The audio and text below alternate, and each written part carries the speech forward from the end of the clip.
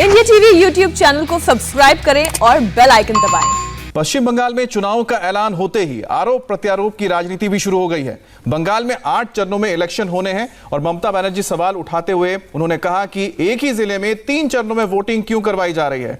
ममता बनर्जी ने यह भी कहा कि चुनाव आयोग को पश्चिम बंगाल को भगवा खेमे की आंखों से नहीं देखना चाहिए। ममता बनर्जी के इन हमलों पर बीजेपी ने भी पलटवार किया है।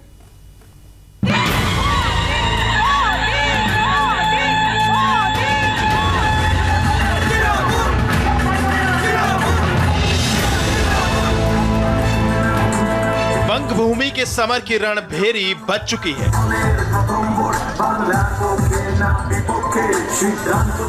चुनावी तारीख का कैलेंडर सामने आ चुका है।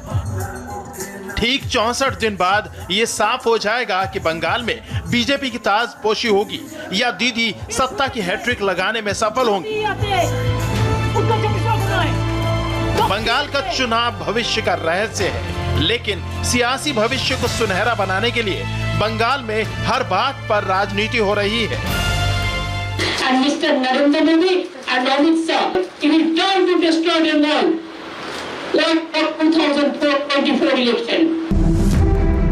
पश्चिम बंगाल में 8 चरणों में चुनाव का ऐलान हुआ और इस पर राजनीति तेज हो गई है। ममता बनर्जी ने इलेक्शन कमीशन की नीयत पर सवाल उठाया है।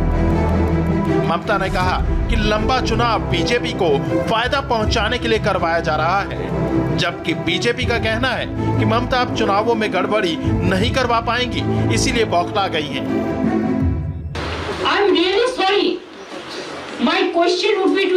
मुझे माफ कीजिए, मेरा चुनाव आयोग से सवाल है। मैं आपके फैसले का स्वागत करती हूँ, लेकिन बताइए हर जिले को 2 हिस्सों में बांटने का क्या मतलब है? आपने ऐसा क्यों किया? क्या ये नरेंद्र मोदी और अमित भाई के लिए हो रहा है, ताकि वो किन किन जिलों में जा सकें? बीजेपी ने जो कुछ तय किया था, मैंने उनके पार्टी ऑफिस में लिस्ट देखी है और आज वही लिस्ट मैं बाहर देख रही हूँ। मुझे माफ कीजिए, मैं हैरान हूँ।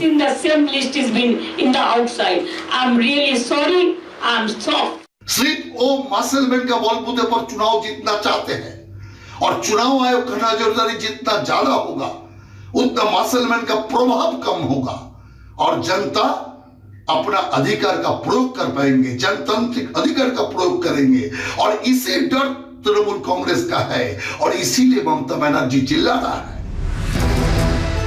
ममता बनर्जी ऐसा क्यों कह रही हैं, इसकी वजह समझिए। बंगाल में 33 दिन तक इलेक्शन चलेगा।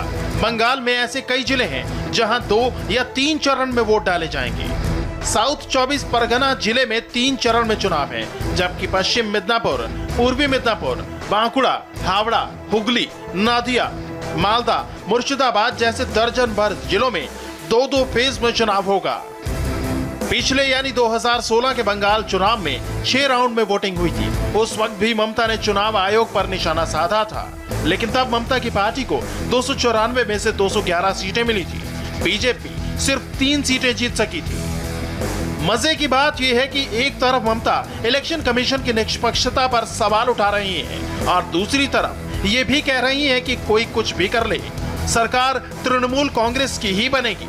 वहीं बीजेपी का दावा है कि बंगाल की हवा बदल चुकी है। ममता के कई और नेता बीजेपी के पक्ष में आने वाले हैं। तमिलनाडु में 1 दिन चुनाव, केरल में 1 दिन चुनाव और बंगाल में 23 दिन तक फुटबॉल ग्राउंड। 23 दिन तक खेल खेलते रहेंगे, इससे हमें कोई फर्क नहीं पड़ेगा। हम आप लोगों को हराकर भूत बना देंगे। खेल होगा 8 चरणों में, हम आपको हराकर भूत बना देंगे।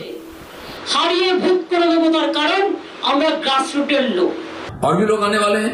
थोड़ा सा जब तक संहिता नहीं लगता है, पुलिस प्रशासन का प्रताड़ना होता है, इसलिए डर के रुके हुए थे, फिर आना शुरू हो जाएगा। इससे जैसे कि हमारा मनोबल बढ़ेगा और उनकी पार्टी की हालत खराब होगी, उनके लिए लड़ने के लिए, प्रचार करने के लिए नेताओं की कम पड़ जाएगा। पश्चिम बंगाल में 27 मार्च को पहले राउंड में 38 सीट पर वोट डाले जाएंगे। दूसरे चरण की वोटिंग 1 अप्रैल को होगी। इस दिन 30 सीट पर वोटिंग होगी। तीसरे राउंड में 6 अप्रैल को 31 सीटों पर मतदान होगा। 10 अप्रैल को चौथे चरण में 44 सीट पर वोट डाले जाएंगे। 5वें चरण में 17 अप्रैल को 45 सीटों पर चुनाव होंगे। 22 अप्रैल को छठे राउंड में 43 सीटों पर वोट डाले जाएंगे। 7वें राउंड में 36 सीटों पर 26 अप्रैल को वोट डाले जाएंगे। 8वें राउंड में 29 अप्रैल को 35 सीट पर वोटिंग होगी। ममता बनर्जी को भले ही 8 फेज में चुनाव कराने पर ऐतराज हो, लेकिन कांग्रेस और लेफ्ट ने वो बात कही जो ममता बनर्जी सुनना पसंद नहीं करेंगी। मुख्यमंत्री जी को ये भले ही अच्छा न लगे, निर्बोध मतलब चुनाव बिना भयभीत ये चुनाव होना चाहिए और चुनाव में कोई किसी तरीके की हिंसा फैलाने की कोई कोशिश अगर करे तो चुनाव आयोग की तरफ से कड़ी कदम उठाया जाए। बंगाल में 8 चरण, ये किस लिए हुआ? अगर वो स्पष्टीकरण देते तो बेहतर होता, लेकिन वो आया नहीं अभी तक।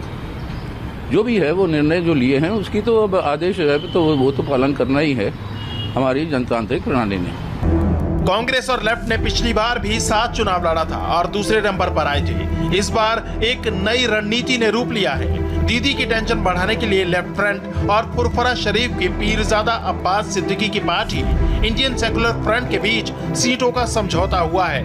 लेफ्ट और इंडियन सेकुलर फ्रंट के बीच 30 सीटों पर सहमति बनी है। 2021 में ममता बनर्जी आए हैं तो बोला ये काम कर देंगे, ऐसा काम कर देंगे, ऐसा काम कर देंगे, ये करेंगे, वो करेंगे। हम लोगों ने सोचा चलो गरीब का कुछ फायदा होगा, पिछड़ा आदमी के लिए काम होगा, तब ने हमने बोले जी इसको सपोर्ट कर दो। मगर ये 11 साल हो गए, 10 साल हो गया, 10 साल में हमने देख रहे हैं जो इसने तो काम नहीं किए, फिर भी बहुत बड़ा नुकसान किए हैं। जो नुकसान से आप हमको बीजेपी को रोकने के लिए हम लोगों को कोशिश कर रहे हैं। बीजेपी को ममता ने बंगाल में लेके आए। बीजेपी मजबूत किसने बनाया? ममता बनर्जी के कभी करीबी रहे पीरजादा अब्बास ने राजनीति में अपना हक पाने के लिए टीएमसी से दूरी बना ली है। अब्बास सिद्दीकी की इस नाराजगी ने ममता के लिए सियासी मुश्किलें बढ़ा दी हैं। पश्चिम बंगाल के 10 करोड़ मतदाताओं में मुसलमान करीब 30% हैं। इनमें से करीब 1/4 4 जिलों में केंद्रित है, जहां फुरफुरा शरीफ यानी पीरजादा सिद्दीकी का काफी प्रभाव है और यही बात दीदी की मुश्किल बढ़ाने के लिए काफी है। अर्चना सिंह के साथ मनीष भट्टाचार्य, इंडिया टीवी, कोलकाता। नमस्ते, मैं हूं मीनाक्षी जोशी। वीडियो और खबरों से अपडेट रहने के लिए India TV YouTube channel subscribe करें, बेल आइकन दबाना ना भूलें। जुड़े रहें इंडिया टीवी के साथ।